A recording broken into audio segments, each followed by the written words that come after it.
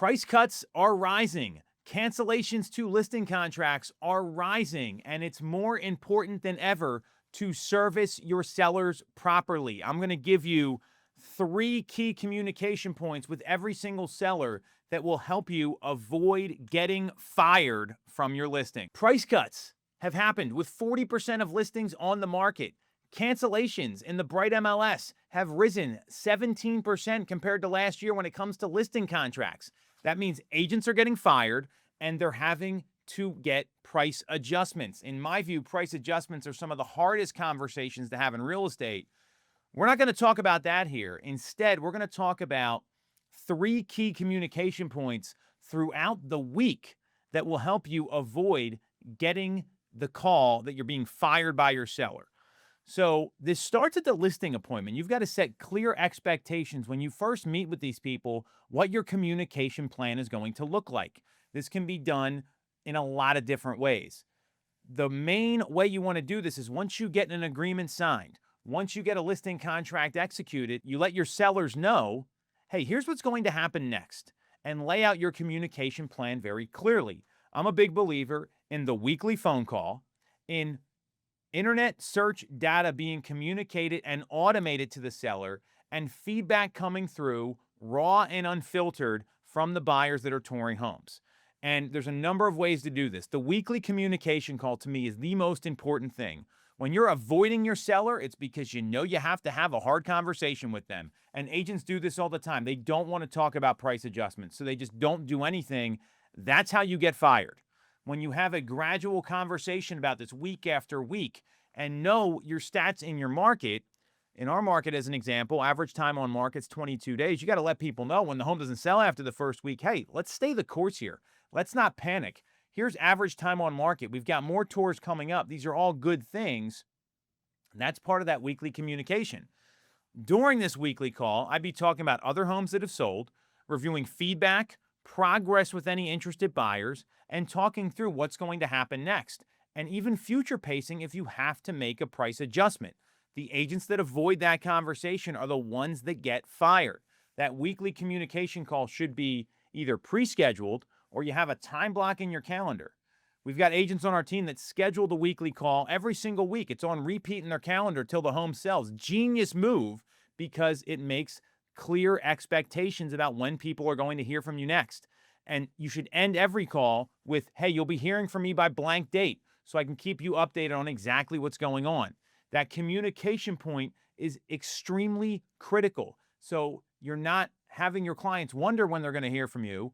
They have clarity when they're going to hear from you, and clarity builds trust. Again, review sales activity, feedback, interested parties, any questions the seller may have, logistics you're going through. As an example, we're just coming off a holiday weekend. Hey, it might be quiet this weekend. Let's plan to touch base after the holiday. And the good news is if we get anyone looking, they're very serious. If something pops, I'll be calling you sooner. This is what's going on right now. Very simple way to keep your clients engaged. That's number one, that weekly phone call. So critical. Don't use text. Don't use email. Get on the phone and talk to your people. Communication point number 2 is feedback raw and unfiltered. So we have changed the feedback questions at our team. It's not, what do you think of the price? Is your client interested? Additional comments, which is what Showing Time and a lot of these apps default to. It's questions like, what is your interest level? What price would your buyer be willing to pay? What is holding you back from making an offer on the home right now? Additional comments and any specific interest. We want to get answers to these. And I don't filter these through. They get sent right to the seller, because anything good or bad, you don't want to filter that. You want them to see it from the people that are attempting to buy the home or they're going to have to negotiate with. You want it coming right from the source, not from you, because then they see it as third-party validation of whatever's happening.